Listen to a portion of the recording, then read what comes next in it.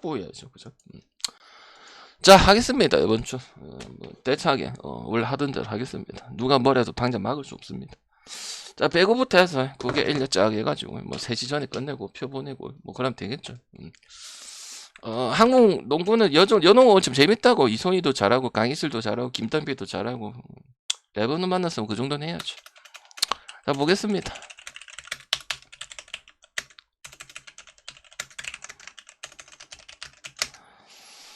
아, 185 정도 주겠는데 하여튼 183을 주네.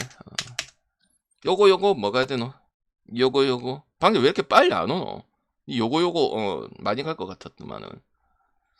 요것도 약간 그것처럼 보자. 제가 이제 여배 할 때 오바를 그냥 하나만 주는 게 있잖아요. 이것도 그냥 다득점만 가. 다득점만. 승패 고르지 말고요. 작년 독일은 지금 1주차 2주차 상당히 튼튼한 경기를 하면서 6승 2패. 원래 이제 중하위권을 예상을 했던. 잠깐 목소리 제대로 나오나요? 그래서 키보드 고장난 줄 알았더만 잘 되고 있네. 고장날 수도 있습니다. 8강까지 지금 할 수 있는 입장이고, 근데 3주차 이제 또 이제 명단 변화를 좀 봐야 돼. 그 체콜라 F가 빠졌어. 그리고 이제 그로자가 들어오는데 이거는 왜 이렇게 하는지 모르겠다. 그래서 일단은 뭐 베이체이라든지 서브 1위 뭐 오트만이라든지 뭐 세터급에서 또 4위권에 들어가는 카스티너 요런 애들 다 선발됐기 때문에 뭐 크게 밀릴 거라고 생각은 안 하고, 도공도 지금 일단 기본적으로 점수대가 저걸 많이 줍니다. 세트를 되게 많이 줘요. 그리고 승점도 뺏기지도 않고 그렇다고 승점을 좀 챙겨가는 그런 부분들이기 때문에 저는 오바가 가장 낫다고 생각을 합니다. 그리고 이 도공이나 이 브라질 같은 이런 팀들은 결국 서브 범실, 미스 이런 것들, 그 다음에 뭐 리시브의 약점이 항상 있는 부분들이고, 이렇게 하기 때문에 일단 뭐 독일승이 유력해 보이긴 하지만 어쨌든 중하위권으로 예상이 되고 저도 예상을 했던 부분들은 변하지가 않는다. 그리고 독일 같은 경우도 이제 그 도미니카가 미들 브로커 약간 중앙 파이프 공격으로 좀 들어온다면 거기에 대해서는 지금 독일이 어떤 팀을 만나도 손을 지금 못 쓰고 있는 부분들이 크고 있는 상황입니다. 그래서 기본적인 뭐 저기 구성이 다 있고 뭐 베이첼이 있고 뭐 오트만이 있고 카스티너가 있어도 그래도 전력상 공격적인 우위는 도미니카가 훨씬 나을 수밖에 없는 그런 부분들이고, 기본기도 도미니카가 더 낫다고 볼 수가 있기 때문에 저는 근소하다면 1.6기가 배당이 깎이고 지랄이고 나발, 물론 뭐 굳이 따지면 독일이 이기겠죠. 근데 배당이 높은 거 치고는 메리트 그렇게 많은 사항은 아니다. 그냥 1야 찍어가거나 9개 찍어가거나 하는 게 더 낫지 않겠냐. 그래서 난 다득점만 볼 생각이고 근소한 우세를 보고 있습니다. 그래서 오바만 보고 굳이 보면 독일승 봅니다. 그럼 방장님 가져갈 만한가요? 가져가도 되고 안 가져가도 되고요. 만약 가져갈 만했으면 발려왔겠죠. 여기는 이제 수원에서 합니다. 수원에서. 알겠죠? 그래서 수원에서 하면은 그 물부 시간대 내일 10시 막 10시 이럴 때 하면 10시 2시 뭐 7시 뭐 이런 식으로 경기가 되거나 5시나. 그래서 물부랑 묶어야 될 수도 있습니다. 시간대가 보면은 거의 10시일 거예요. 거의 10시. 그 다음에 크로아티아하고 태국에서도 하고요. 근데 뭐 그건 중요하지 않아. 어차피 유럽 선수 팀들은 다 아시아로 넘어왔기 때문에 그런 부분에서는 전혀 상관없어요. 우리나라도 저 가서 하잖아요. 여배 크로아티아는 우리나라한테 경기 한 거 보셨으면은 1.5면은 캐나다 마인 가겠죠. 중요한 게 오바를 가냐 그냥 언더까지 해서 아예 못하느냐 이렇게 봤을 때는 아예 못한다고 생각합니다. 나는 그게 속에 답이 있다고 봐요. 우리나라랑 경기했을 때 아무것도 못하는 겨우 하는 이런 모습들 봤을 때는 저번에 제가 계속 언더 줬죠. 뭐 2.5도 했었고 그 경기 봅니다. 그래도 뭐 경기 그렇게 떨어지는 경기 하나도 없고, 물론 뭐 그레이 몰빵이긴 한데, 그래서 저는 뭐 1.5 주면 많이 가야 되는 부분들이고, 저번에 똥배 이해 안 됐죠. 그때 1.23가 불가리앙 했을 때. 근데 뭐 하는 거 봤을 때는 똥배 줘도 됐었던 그런 경기였기 때문에 요것도 약간 딱 그때 불가리아 느낌 나지 않겠냐 싶고, 선수 설명을 할 게 없죠. 뭐 캐나다도 뭐 여기랑 비해서 뛰어난 건 아니긴 하지만은, 근데 크로아티아는 어쨌든 요번에 네이션 여자 배구 들어온 거 중에 전력 제일 밑에이기 때문에 뭐 불가리아, 크로아티아, 한국 뭐 요 정도 보면 되지 않겠나 싶습니다. 이게 좀 뭐 그래서 선수에 대한 부분들이 올라와도 어쨌든 국제적인 거는 그 정도는 다 해야 되기 때문에 그거 가지고 언급할 것은 아니다 이렇게 봅니다. 대한민국 옆에 보겠습니다. 이길 만한 애들이 얘네들밖에 없습니다. 불가리아, 뭐 크로아티아 이런 거밖에 없거든요. 홈 버프 때문에 그런 게 아니고 2.5 쪽에 2.5는 그래도 해야 된다고 생각을 하는 거고, 또 뭐 오버 나오겠죠. 그런 겁니다. 뭐 대한민국 설명할 게 뭐 있어요. 저번 연도도 못했고 이번 연도도 못했고 그냥 잘했던 거 독일한테 이제 한 세트 땄다는 건데. 일단 뭐 여기 2.5 마이너스는 안 가겠죠. 맞죠? 우리나라 정말 뭐 여자 배구 싫어하는 거 아닌 이상은 홈 버프는 아무 상관없습니다. 실력이 돼요. 무슨 홈 버프를 바라죠. 여기는 또 현대건설 그 체육관도 아니고 수원 KT 체육관인데 농구장이 농구장. 체감상 그렇게 또 적응 안 할 수도 있어요. 우리나라 선수도 농구장에서 경기하는 거 처음인데 뭐.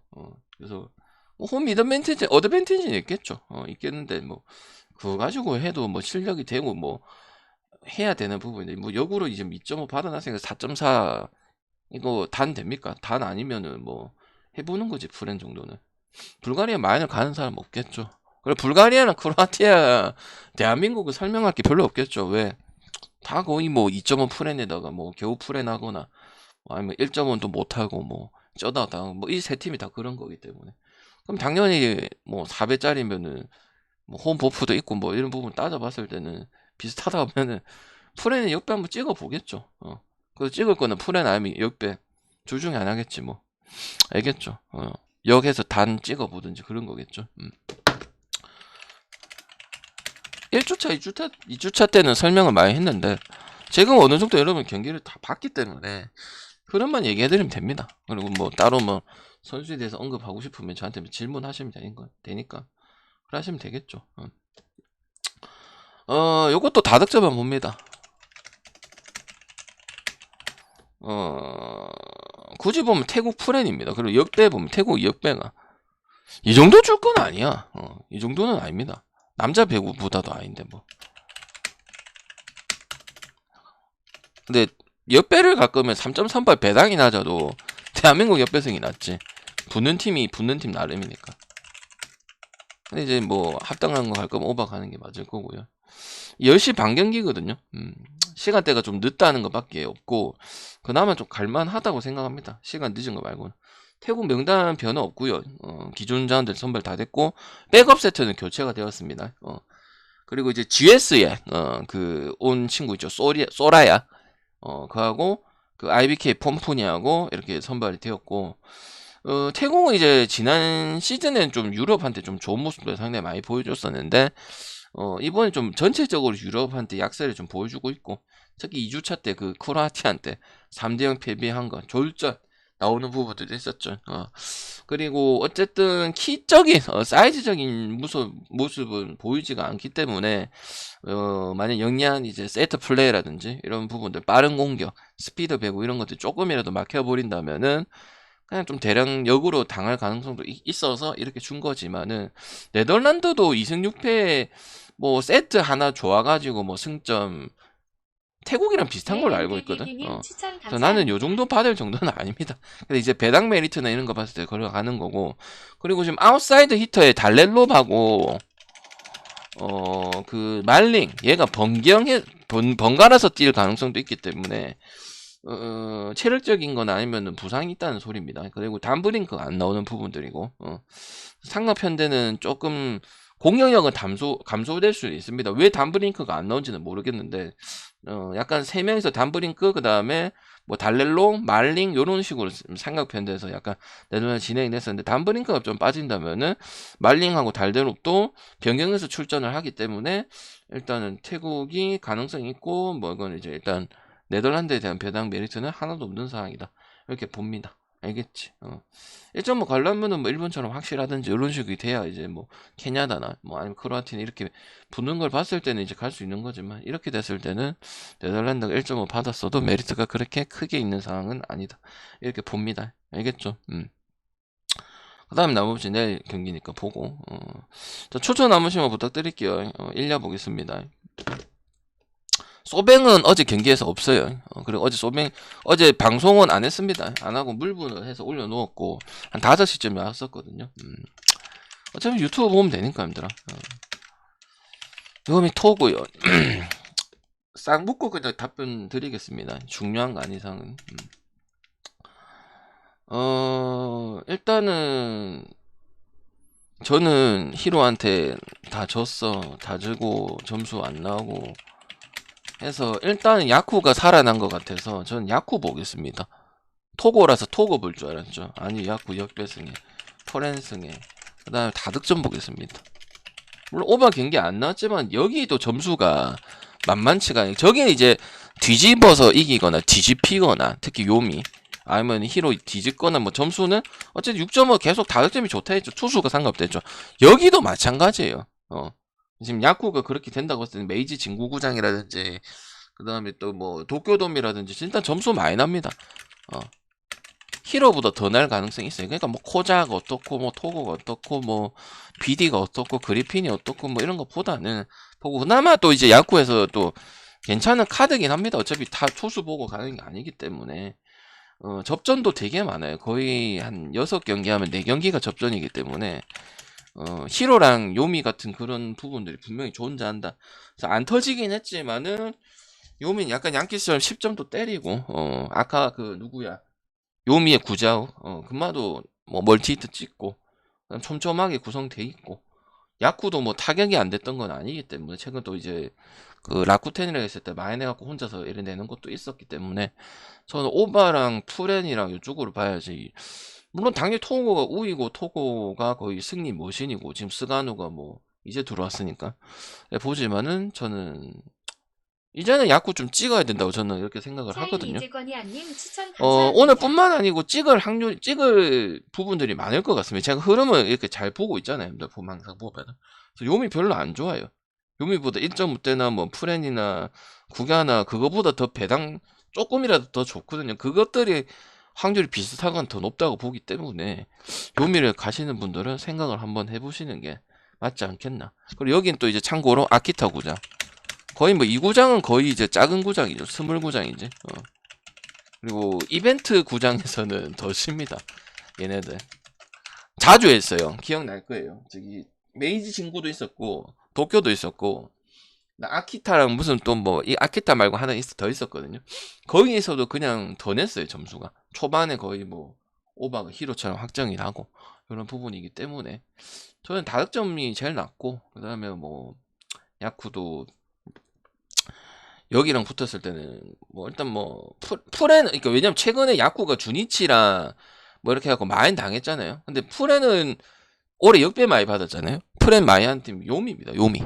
알겠죠? 그래서 나는 그렇게 요미에 대한 메리트가 그렇게 높아 보이진 않아요. 알겠죠? 그래서 요미 가고 싶으면 그냥 오바 가서 뭐 주니치처럼 해서 뭐 그렇게 더 나오고 요게 더 낫다고 봐요. 그 다음 주니치 그 다음 야나기. 왜냐면 얘네가 뭐 타격이 뭐 용병이 2명 쓰레기고 이랬던 게 아니기 때문에 그 정도는 아닙니다. 알겠지? 그리고 뭐 반전을 이룬다면 여기가 가능성이 가장 크고요. 요미 또 히로시마전에 그렇게 또 보여줬고 지고 이긴 걸 떠나서 또 졌고 심지어. 그래서 나는 요미에 대한 메리트는 별로 없어요. 그 다음에 한신 안 갈게요. 이건 너무 오래 가네요. 결국 중간에서 해줘야 됩니다. 그리고 리도프 그 3마리 있죠. 키나미, 치카, 그 다음 나카노 뭐 잘하는데 꺾이면 이제 중간에서 해줘야 됩니다. 안 합니다. 알겠죠. 많아졌는데 중요할 때 안 합니다. 그러면은 주니치라도 못 가겠죠. 그리고 한신승에 마인 해야 되는데 마인도 못했고요. 마인 비중을 해야 되는 경기가 많았는데 4대가 안 맞는 게 아니고 그러면 계속 똑같으면 안 갑니다. 될 때 갑니다. 될 때는 한신 많이 갔잖아. 승도 가고 선발은 문제가 없습니다. 선발 다 평균 이상이고 6이닝 이상이고 많으면 7이닝 이상입니다. 그러니까 주니치라 하더라도 앞에 거는 내가 그 인정 안 합니다. 2점 나왔고 막 이긴 거 2개 해갖고 이긴 거 인정 안 합니다. 그 이 경기 자체가 한신 승부보다는 주니치 프레임 좋아 보이는 그런 입장이고 오버 봅니다. 저 언더 봅니다. 알겠죠? 언더 날 경기는 다 언더 납니다. 그리고 요코도 엄청나게 저득점수를 쓰게 해갖고 이긴 경기거든요. 요코도 잘한 건 아니면 나중에 요코 나오겠지만 그래서 별다른 진전이 없고 결국 뭐 중간이 구성이 되어 있는데 그 지금 자꾸 부진하고 사토도 뭐 부담감이 커서 그런 건 모르겠는데 뭐 나가긴 나가요. 그 나가는 거마저도 이제 조금 덜 나가기 시작하면서 한신이 긍정적인 포인트가 그냥 뭐 선발들만 괜찮게 지금 쌓이기만 미쳐 있고 요런 양상이다 보니까 결국 점수 뽑아 이기지 않습니까? 아니면 언더 가든지 요런 거라서 저는 이렇게 보고 역배까지는 안 가겠습니다. 주니치에서 언급한 투수는 다카시 히로토하고 쿠쿠타니 그 밑에 이제 오가사하라 야나기는 아닙니다. 안 좋아요 확실히 올해. 그러니까 내가 아는 야나기 수준으로 올라야 되는 거지 이 정도 가지고 뭘 한다 간다 아닌 것 같습니다. 치바 사사키 어디서 미야기 그래 1냐가 뭐 제일 정직하죠. 뭐 갖다부터 얘기하는 것보다는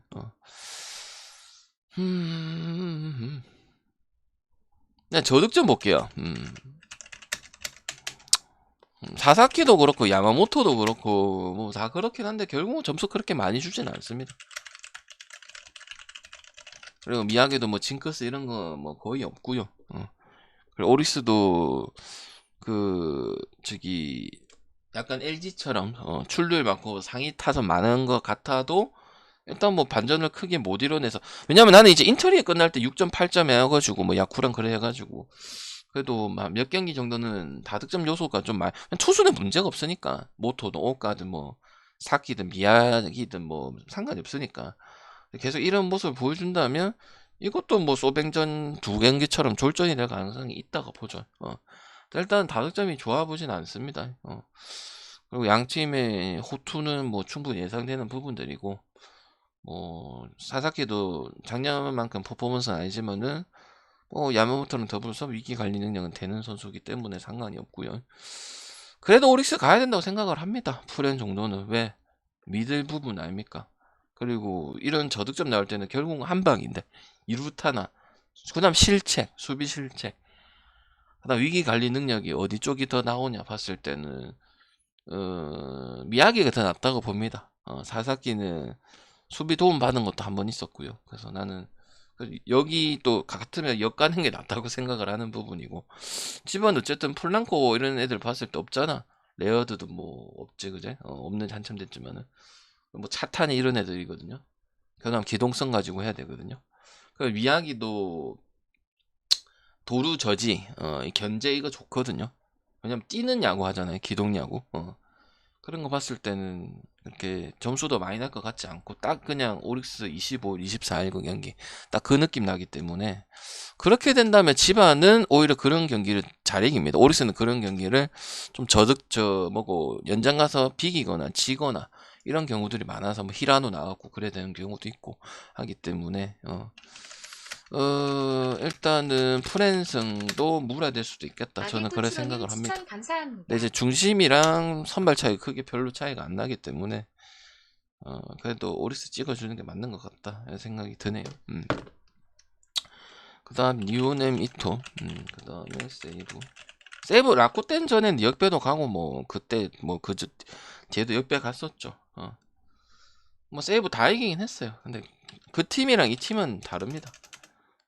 그래서 언더는 계속 나올 거고요. 그리고 이토나 뭐 가토나 뭐 선발들은 뭐 고오제이 포함해 카타야마까지 해가지고 최고로 지금 최근래 중에서 가장 좋은 부분이기 때문에 그 세이브 라쿠텐 점수 낸 거 그냥 잊으세요, 형들아. 그 니오는도 같은 처지이기 때문에 이거 오버 상당히 탐스럽다 생각하잖아. 전혀 그렇게 생각하지 않습니다. 그리고 이토도 7이닝 플러스 찍어주고 있기 때문에 뭐 오늘 낮은 것들 뭐 그 저번에도 얘기했잖아요. 저기 뭐 우리나라 하나랑 했을 때도 6.5 오버 별로 안 좋다.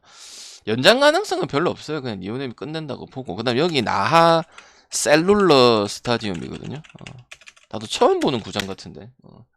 여기서 하는 부분들도 있고. 그래서 일단은 저는 니오넴 또 역배돼 있기 때문에 정배줘야죠 이거 솔직히 말해서.